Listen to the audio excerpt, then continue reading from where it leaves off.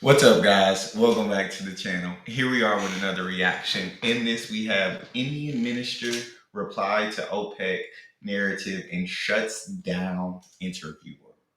Before we dive in and hear this, if you guys happen to enjoy it, please don't forget to smash that subscribe button, get a video a thumbs up. Also, if you'd like to support the channel by becoming a member, all you gotta do is hit the join button to receive your exclusive benefits. Let's get to it. I can bring in Minister Puri here. You normally talk about the demand side of India because of the growth, but I'd love to have you share your insights on exploration and production and what you're trying to achieve here in India. I'm very well of your natural gas fields, and I know a lot of the investors that have gone into that market. What do you see here as a potential of the E&P market for this audience today in the room? Thank you very much, John. I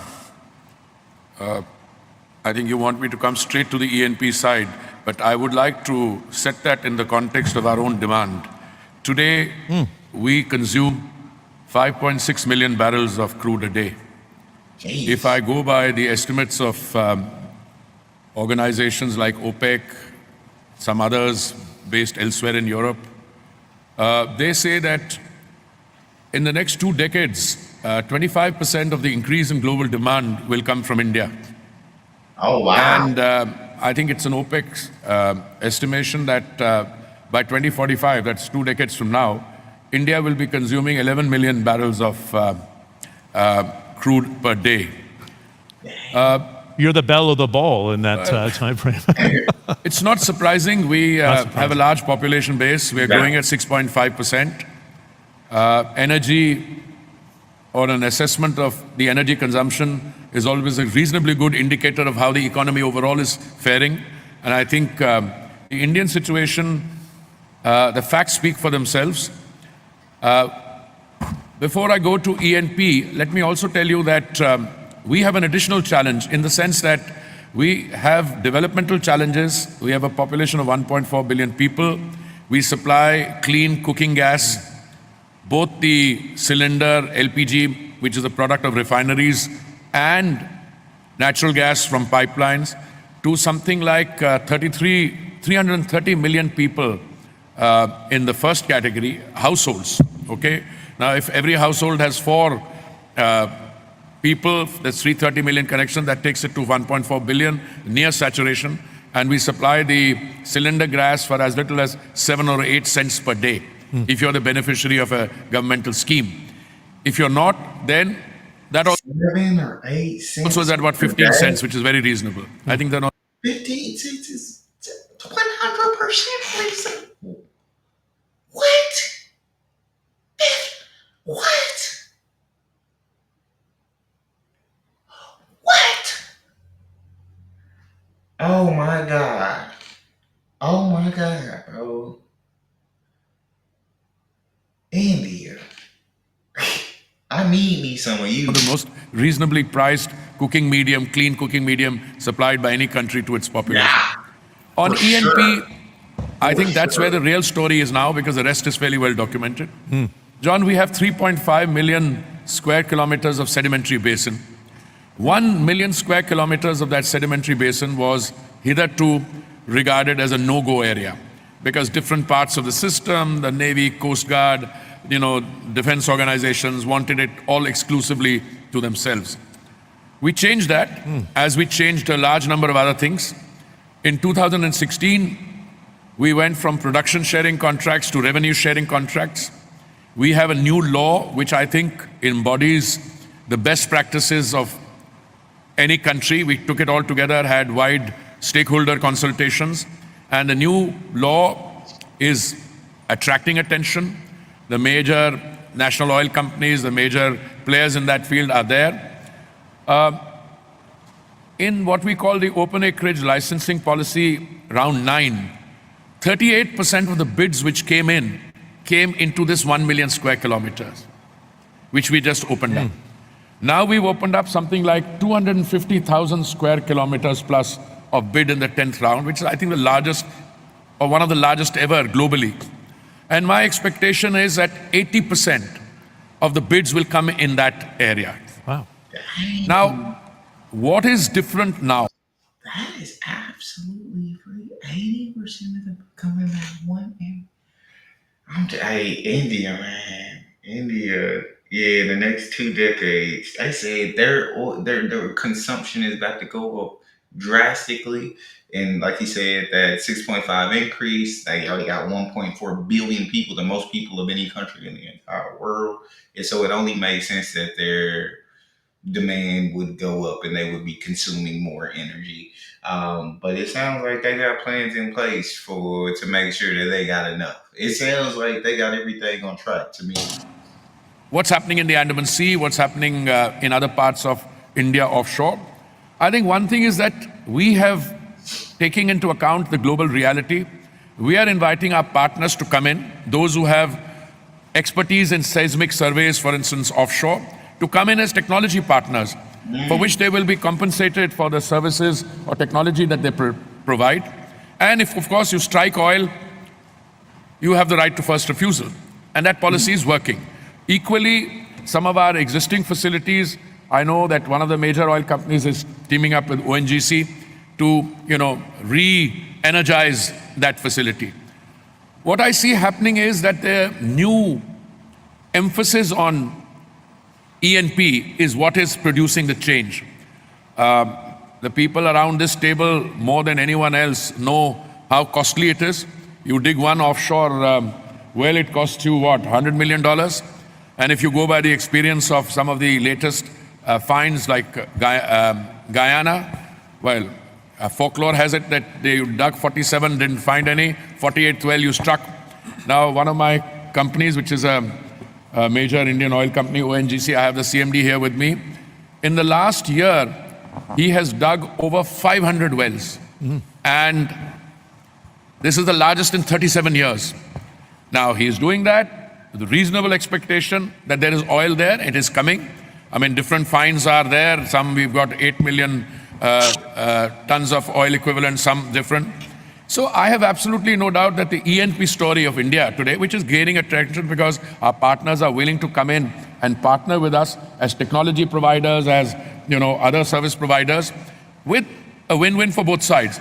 Yeah. I have been on record to say that in the Andaman Sea, because this energy doesn't remain static in one place, or if it does, you can get it to move, etc. It's a question of persisting, and that there is not only scope for, but I think increasing potential. I mean, when they dig, they've gone up to 2,000 meters, encouraging, they're going down 5,000 meters. I see good things happening. So Yeah, I mean, like he said earlier, if 80% of the bids are in this one area, there's got to be oil there. There has their technology, whatever to find. I don't know how it works, but whatever's supposed to find oil, they must be going off because 80% bids in this one area. Somebody gonna strike something at some point. And it's great. He's saying like we pay like for them to come over their technology. We pay for their services. They strike oil. They have the right to first refusal. I'm not exactly sure what first refusal is. But it sounds like if they do strike oil right, India's gonna profit from that, as well as the people that use the technology that provided the services right. They're gonna get profit, and everybody. He says it's a win-win. It's a win-win. And so somebody definitely got oil in that area. Somebody gonna strike. I don't know when. Somebody gonna strike. I think the E&P buzz is there. India also, I'll conclude with one comment. We are not only one of the largest consumers, we are probably third largest consumer, so we are also one of the world's largest refiners. Our refining capacity today, if you took all that is going on, together should be what, 320 million metric tons per annum? And there's talk of raising it to 400. So when it comes to the oil and gas system overall, we come in there as large consumers, large importers, very large on refining capacity, a fair amount of production. Many of my companies share the same mindset as some of my friends around this table. When the oil prices come down, they are not so happy because they are in the business of extracting and exporting. Yeah. I think India today is in major transition, and the energy sector is, I think it provides 19% of the government's revenue. as it is the fourth largest economy, proceeding to be the third largest. Great. Thanks for the overview on that, by the way. And it's nice to see President Modi hit the goal of making sure everybody had clean cooking supplies. And I've actually had a chance to do a documentary there before I left CNN. It was amazing how fast that was happening, particularly in the LPG. I'm going to ask you the one on how do you balance your climate commitments and the net zero targets for you in India to 2070, I think that is, but also being realistic about that and access to energy that our friend from Africa did talk about here. How do you balance those two priorities? 2 minutes, and I'm going to wrap with Turkey. Yeah, well, I can be very brief. Insofar as looking at overall energy supplies are concerned, clearly, as a country which is a very large consumer and a very large importer, we welcome the fact that more energy is coming on the global markets. And I think even though you're in an OPEC plus setting, you should also look at the more energy that is coming on the global markets from non-OPEC sources, including in the Western Hemisphere, number one. Number two, insofar as we are concerned, since your questions were on E&P in the traditional energy sector, I didn't tell you about the fact that we've already achieved 20% of biofuel blending, that we are doing great work on CBG, that we are perhaps one of the pioneers in green hydrogen, etc. Insofar as our oil companies are concerned, the national target for net zero is 2070, but all of them are between 2035 and 2045. So all the major fossil fuel dealers are going to be net zero well before the 2070. Insofar as our green transition, we are one of the few countries in the world which has met its Paris commitments. So I have no anxiety on that score. But as I see going forward, since we are in a discussion with OPEC here, we're discussing oil and gas and our increase in natural gas moving from 6% to 15% in our overall energy mix. Biofuels, we're already at 20%. We were at 1.4% in 2014. We are thinking of going to 25% and further. And green hydrogen, where we have one of the most successful recent tenders floated, and we've been able to bring the price of green hydrogen down below $4. And we have others coming, whereas the price internationally was $5.5. So these are things happening together. So the climate and sustainability concerns sit very well with our overall discussion on energy availability. And by the way, affordability is another area where we have to do well, and we've navigated it quite well. Yeah, my dad, well, yeah. That interview, I say, yeah, definitely asked him the questions that he absolutely knocked right out of the freaking park. It sounds like India on energy is doing absolutely incredible. Their energy consumption is going to grow, but they're also working to make sure they're using clean sources of energy, and they're trying to get net zero by 2070. That's the goal. But they saying we can get the weekend estimates between 2035, 2045, 2070 just to give us that cushion, just in case things don't go according to plan, because a lot of the times they don't. So give us that. I always give myself a cushion when I'm doing things.